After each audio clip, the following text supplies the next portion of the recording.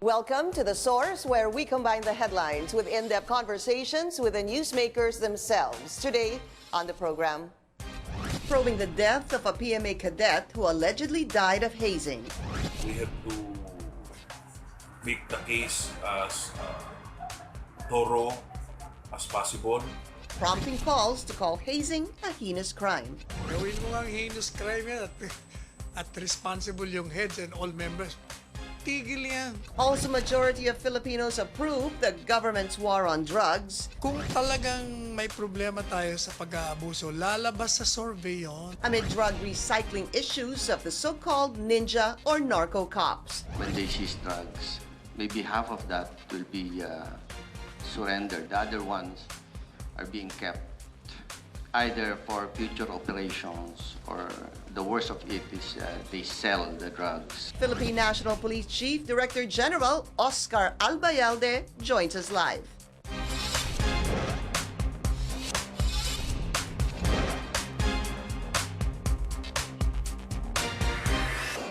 Thank you for joining us. I'm Pinky Webb. Philippine National Police officials are elated by a recent survey that showed majority of Filipinos approve the government's war on drugs. This amid allegations that members of the police force are involved in recycling drugs and protecting the so-called ninja cops. Also, another life ended over an alleged hazing incident. Can the military and police put an end to this deadly practice? Let's go straight to the source of the story. He just got back. Philippine National Police Chief General Oscar Albayalde. General, good to see you again. Maraming salamat for your time, sir. Thank you, Pinky, for having me. Sir, so Ninja Cop. So you have PDEA Chief Aaron Aquino, subsequently former CIDG Chief and now Mayor Benjamin Magalong saying that recycled drugs happen, involves the policemen. You are obviously aware of this, sir. Yes. Actually, no, Pinky, in fairness to the Philippine National Police, that we've been doing this, we've been addressing this since the time of Chief Pato already. This is unprecedented, actually, no, where we dismiss almost 4,000 of our people for various, not only for drug offenses, but for various offenses already. So 4,000 police since yes, 2016? almost 4,000. Dismissed, yes, dismissed from Not the just service. suspended. We charged 8,733 of our people. No? We have actually developed our IMEG also, the Integrity Monitoring Enforcement Group, which will go after these scalawags in uniform. We, just last February, during my term, we made it as a national support unit. The purpose of this is to go after these policemen, scalawags in uniform, doing illegal activities, not only on illegal drugs, but on all illegal activities. Of course, okay. As of this time, we have already entrapped or killed in police operations 9 of our own personnel. 124 were arrested by this IMEG. This is over and above the operations that are done by the different police stations also, like the NCRPO, where they arrested their own also. Like, remember the incident in the Southern Police District, where they were able to arrest, I think, around 6 of personnel from SPD. What I'm trying to say here is, yes, this is an ongoing process. No, this is an ongoing. We cannot do this overnight, Pinky. No, we have 190,000 people. We have 190,000 members of the Philippine National Police, and we inherited this problem. Remember, this did not. This was not. Did not happen. Did not happen during our time. Yeah. Remember, the people involved here are like we have colonels, majors, sergeants, a few, of course. Most of them are PO1s, of course. No? But what I'm trying to point out here is we have this effort. No? We are dead serious in our internal cleansing. As I've said over and over and over and again, we have 3 phases in our stages in our internal cleansing. We have the preventive, we have the restorative, and the punitive. No? This is actually, as I've said, it's an ongoing process. So, hindi na magawa ito overnight. I don't think, sir, that you are expected to solve the problem overnight. But when you hear stories or reports such as cops involved in recycling drugs. Again, but let's put this into context. This is not a news story. Kahit naman po si PDEA Chief Aaron Aquino, sinabi matagal na ito nangyayari. Yes. Nangyayari pa hanggang ngayon. Yes, The it's- point is, it's still happening Yes, now. And what I want to find out from you, sir, what is its current state? Is it rampant? That's yes. That's the very reason why we reacted when PIDEA, I think in one of his statement, it's rampant. No, when you say it's rampant, it's widespread. No, it's widespread. When it's not, when he's talking about a single case here, a single incident. No, so if you're talking about a single incident, That's not rampant. that's not rampant. How would you describe it, sir? Well, Kayo po. No. It really depends. I really don't know how widespread it is. But what we have here is we have also the list. Not only the PRDs, not only the Ninja Cops list. We have our own counterintelligence list. Remember, Pinky? And this counterintelligence list is with our IMEG also that develops case against these people. Remember, we cannot just pick these people and then put them to jail. We have to make a case build up against these people. No? We have to gather evidence against these people also. This is the very reason why we created this IMEG. To go after, because we have to reinforce our counterintelligence effort by the intelligence group also. Okay, you're candid enough to say that you don't know how light or heavy the situation is. But in terms of, I need to stick to this, sir, cops involved in drugs, do you have a number?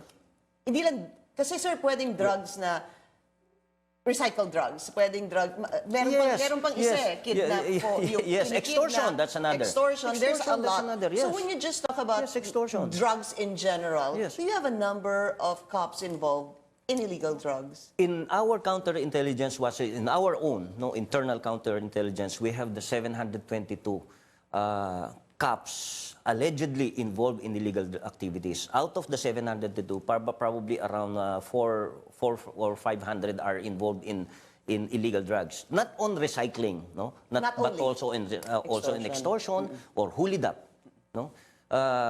Recycling, I really don't know how wide it is, no. But out of the 22, let me just explain this. So, Out sir, of the 22 500 involved in illegal drugs, allegedly involved yes, in illegal allegedly drugs. Okay. involved. That is our own list. That's our own list that are now subject of case build-up, of Okay. course, by our IMEG and intelligence group. Of the 22 remaining under the government's list, or what they commonly call as PRRD list, 11 of them have pending administrative cases already. And the 11 are also subject of monitoring. Let's clear that up, sir. Dun sa list ni Pangulo, ito yung tinatawag na Well, they narco always list. call it PRRD list. The president doesn't want to call it a PRRD. It's a government list. Okay. It was a Can government we list. call it the narco list? Yes, the narco list. This is- not coming from us. Ito not ho coming yung from us. involved yung local officials, police, etc., sir, Yes. na need some sort of cleansing as well Yes. kasi may mga problema. Yes. Doon po sa listahan na unang lumabas na involved in illegal drugs, various local officials and police personnel as well. Ilan ho ang na-file na? Ilan ho ba sila in total? Ilan ang na-file na at ilan po? What's an Well, update after there? the 22, my records will show that 11 of them are facing administrative So charges 22 already. lang yung part ng list, sir? Doon sa the government list. Yes. Doon the government list. That's why I specifically said that we have our own because we have our own effort. Of course. This is part of our internal cleansing. Pinky. So, what's probably more important, sir, is that you have your own research and investigation on Yes. this. That number is about 500. Yes. Sir, Yes. here's the question. Doon sa 500, still case build-up pa rin sila? Yes, they're under monitoring. Okay. Because these guys will not, of course, openly do illegal things, right? Alam nila yung kalakaran. Usually what we do, if they have we identify a cohort or a companion, we do entrapment operations. Like what the most recent thing that was done in San Juan. Yung police na nahuli, sniffing shabu and pushing shabu. No? That's a very, very good example of our effort. Amin yun. No? It's our effort to, I overemphasize our our internal Sir, how do cleansing. you describe ninja cops? Ano ho ba para sa inyo ang ninja cops? Well, Yun lang probably, ho ba yung- probably the word ninja cop was used when, you know, the ninja cops was used way back before, no. But these cops are just probably not. If when you say of ninja cops, kasi parang it's a syndicate, eh. Where these cops are not actually a syndicate. They do on their personal capacity. Oh, so if I were ano to ask eh. you, sir, ilan ho ba yung ninja cops? Well, If you were to estimate, well, the ninja would we cops, stick to the the 500? ninja cops, no, it's the original, it's original 87. Original 87, 77 were already accounted for. The remaining is the 22 that what I mentioned earlier. Yeah, but you said in your own department. These are counterintelligence. investigation. This is our counterintelligence. We do not call them ninja cops. Those involved in drug use, probably drug use that we suspect, no, that we suspect. So si 500, si drug use, drug push, Yes, pushing, drug extortion. extortion, recycling. Involving drugs, yes. Pero pati drug use. So Yes, drug use. cops who may Yes. be, okay. And just to mention to you, Pinky, we dismissed 448 already of our people because of drug use. 448, no mercy, no mercy.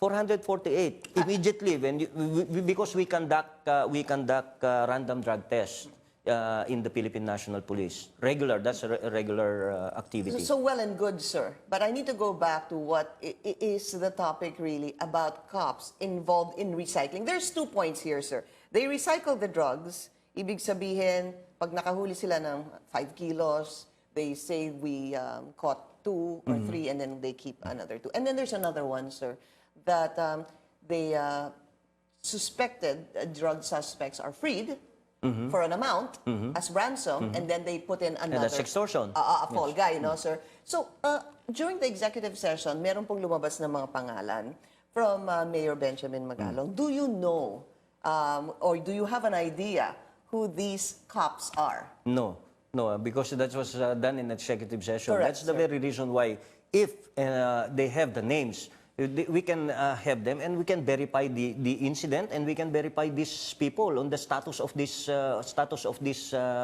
PNP personnel. Can't life be easier, sir? And maybe you guys can speak to Mayor Benjamin Yes, Magalong. why May not? ganun ho Of ba? course, yes. There's an effort. No, why not? No. In fact, we're open. The PNP, remember, Pinky, is really open. No. We are. I don't know how people would look at it. Sabi nga, ano pa bang gusto nilang gawin namin? No? We are dead serious in our cleansing operations in the Philippine National Police. No? We've been doing this since the first day of So why office not reach out to Benjamin Magalong, sir, Mayor? we have effort. He has connections with the Philippine National Police. That's not a Absolutely, problem. sir. He was former head of But the CID.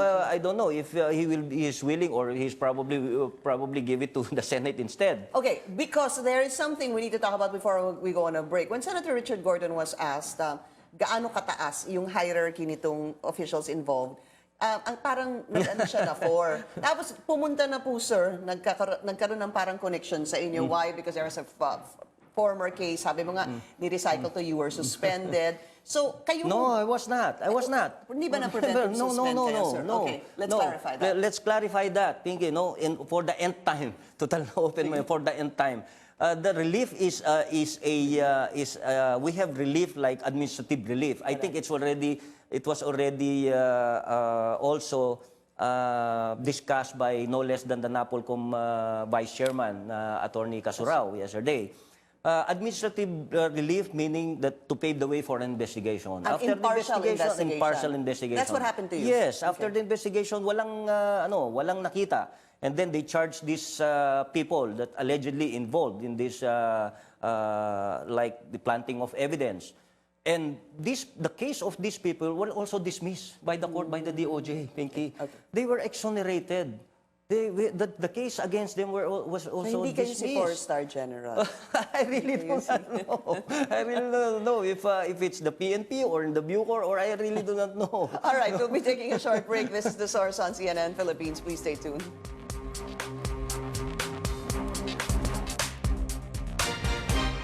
You're watching The Source on CNN Philippines. Our guest today, PNP Chief Oscar Albayalde. General, when we discuss this case, you know, you always say this is the sixth time, seventh time na it's almost as if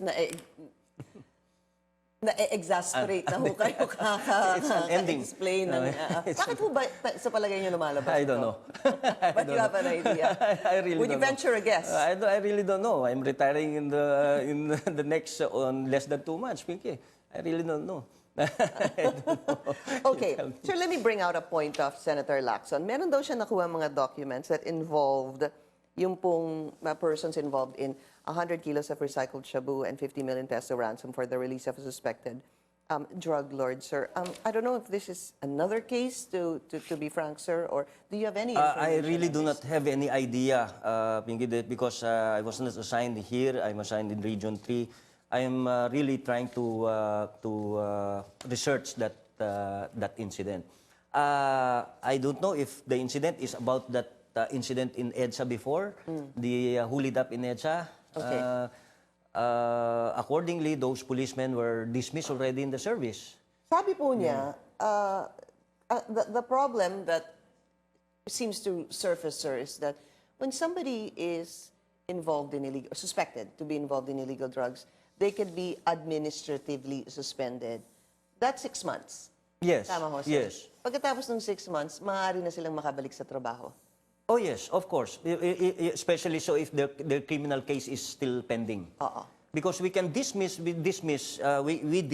people immediately, or we can dismiss them even before the criminal case is still ongoing. We can't. We can dismiss them. But if that criminal case is dismissed also against them, is Kailan dismissed, ibalik? we have to reinstate them. But do you Because normally- we have a court order for that. But do you normally dismiss once a criminal complaint is filed? Usually, yes. Sometimes. Not all the time. Not all the time. But whose call is that, sir? Doesn't that become a little confusing? Well, that's how we do it in the PNP, that's the administrative case. No, because the admin case is separate Correct. from the criminal case. And we do not rely so much on the criminal case. And the admin case is being tried by a single summary hearing officer. That's one thing. No? So you could just imagine it is being tried by one summary hearing officer also. And it will be signed by the regional director. When we talk about the war on drugs, sir, the recent survey shows 8 out of 10 Filipinos are satisfied with the war on drugs. What can you say to that? Well, this goes to show that we're doing fairly good, probably. No? This will probably dispel this this issue of too much problem in the PNP and also the illegal activities of some of our people in uniform. No? So that is the very reason bakit medyo sabihin nating rampant. Is it really rampant where where the community, the Filipino people have the total trust? So it's total clear to you, satisfaction sir, in the war on drugs? It happens, it's just not rampant. That's what you're Yeah, saying. of course. I will not lie to you, Siyempre naman, sir, Pinky. kasi- No? We are not a perfect organization. I don't know if there's even a perfect organization. Yeah. We are not a perfect organization. I There think- will always be scalawags in an organization, Pinky. This is the very reason that you really have to look at it. No, kailangan bantayan ito eh. How well are you doing, would you say, sir, in your internal cleansing? Well, I think this is unprecedented. As I've said, this is unprecedented where you could just imagine more than a little less than 4,000 of our people we dismissed in a matter of 3 years. But, you know, when you say dismissed, and okay, sir, granted that it's unprecedented, that includes police men who are positive for taking illegal drugs. Hindi ho ba? Yes. And you know, we're not only after those doing illegal drugs. We're after those doing corrupt practices also. No? Because I think the president is also serious in this. The anti-corruption in the government. Sir, mayroon kasing lumabas na drug queen. That I do not know. Do you really not know, or do you not want to say, sir? Honestly, I'm not privy of that. But do you have a thinking of suspect the in mind? suspect. Because sinabi po ni... Probably our PIDEG would know that case. Yes. And you don't ask them? Not yet. I have not talked with our PIDEG yet, just after I came back. But you've never heard of this drug queen? So. Actually, marami kasi. We have the drag queen. When I was in radio, we have the drag queen also. We call them the drag queen because she's big time also. The name kasi is common. The name is common. Pag babae, usually we call them drag queen. Ganun. Usually we call them this name. It's a common name.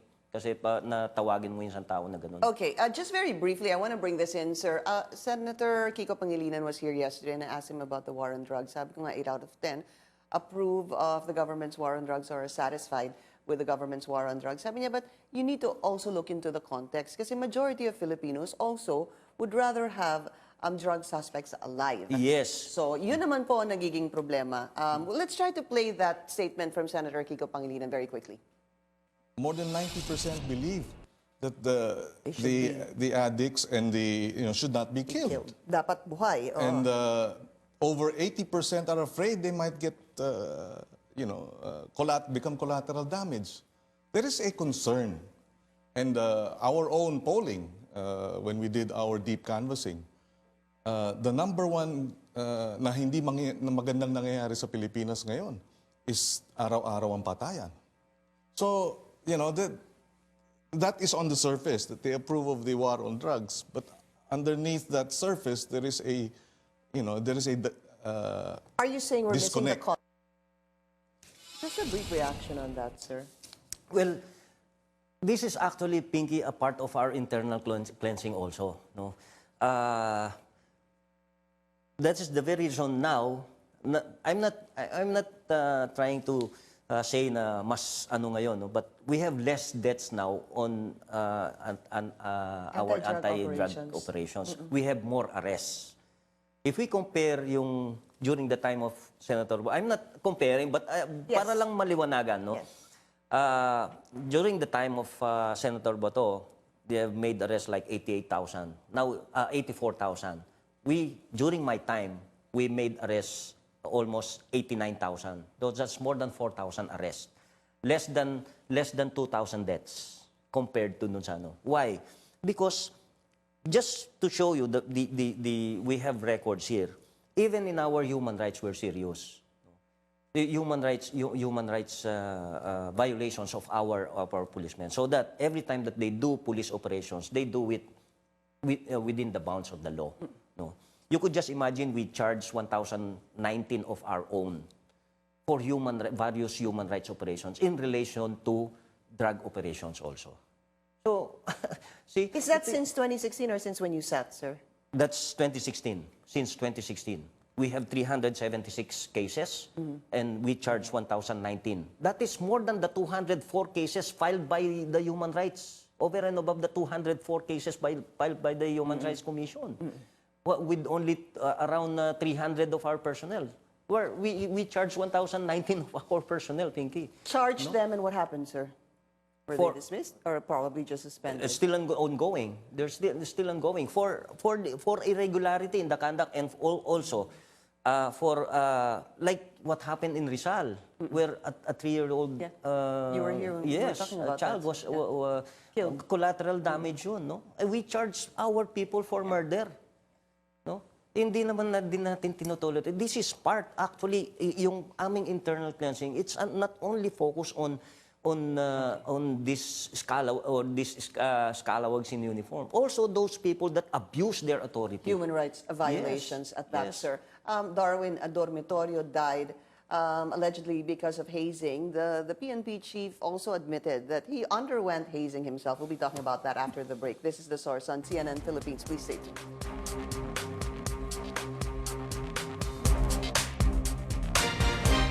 You're watching The Source on CNN Philippines. Our guest today, PNP Chief Oscar Albayalde, Cadet 4th Class Darwin Dormitorio, died allegedly due to hazing. Sir, there's an administrative case from last we checked against 6 senior cadets. Sir, what do you make out of this, and what kind of liability and how far up should the liability go? Well, in PMA, actually, we had the first class policy, what we call the first class. During our time, the first class cadets or the graduating cadets should be the ones looking after these yearlings or the second years, because yearlings are the ones who are what they call the tigers of the corps. No? Kakagaling ka sila na nung plebe year eh. And when you're... Plebe is what, first year. And pag first year ka, really, well, during our time, I'll be lying to you. Again, I'll say this, I'll be lying to you if I'll say that I was not hazed, even just for once. No?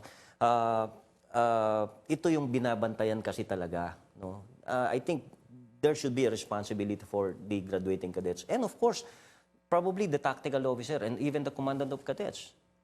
Probably. Dapat tingnan din sila. They should be looked into also. You know, yes. when you say hazing, it's almost as if it really happens. You know, parang mahirap din naman i-deny nung mga, especially someone like you that you underwent hazing, no, because you wouldn't want to lie about that. But meron ho bang nagagawang mabuti ang hazing? Because sinabi mo, you said, sir, it also... Well, physically none, of course, no? Yung sinasabi kasi nila, sabi nila paraging yan, it's a tradition eh. But you know, this tradition has to change also. No, time changed. So we have to change also. No, nagbabago ang lahat eh. Probably this hazing is a thing of the past. Should be a thing of the past already. You think it needs to stop? It really needs to stop. There are other ways, Pinky, to punish a plebe. You can make him exercise without hurting him. Yeah, you can make him probably march around the oval for the whole day without hurting him. Yeah. No, maraming paraan eh. There are other ways to punish a plebe. Sir, the update here also is that there are two others who are in the hospital right now, aside, maliban po dun sa pagkamatay ni Darwin Dormitorio. Do you have an update doon po? Because Baguio Police is investigating this Well, case. number one, the autopsy has already has came out already, and the cause of death is the findings is blunt traumatic injuries in the abdomen. So, ano ibig sabihin nun, sir? Binugbog sa... Well, probably. Inano sa tiyan Probably, area. yes, probably, no. So, and however, a case has not been filed yet. No, the case has not been filed yet, which because the investigators, the Procor, still has to get more statements of the complainants and some of the cadets also. But probably until within the week, we'll be able to file cases against the suspects. Within the week? Yes. Sir, does it bother you that this Darwin Dormitorio was actually brought to the PMA hospital, you know, hours or 24 hours? I'm not very sure about within a day, binalik po. Tapos after that, binalik sa ospital and hindi na. Well, really, even during our time, that happens, Pinky. Yeah. No? I think we tried, of course, some, they try to cover the hazing activity. No? It's because people will get dismissed, of course, no? Especially upperclassmen. So I really don't know the liability of the doctors there. But probably that should be also included in the investigation, All right. at least. Yes. We'd like to thank PNP Chief Oscar Albayalde. He has 2 months left before retirement. So we hope to have you back here, sir, bago ho kayo magpaalam sa PNP. Thank you, sir. And thank you, Pinky, and happy anniversary. Thank you, sir. Thank you for joining us here on The Source. I'm Pinky Webb. You're watching CNN Philippines.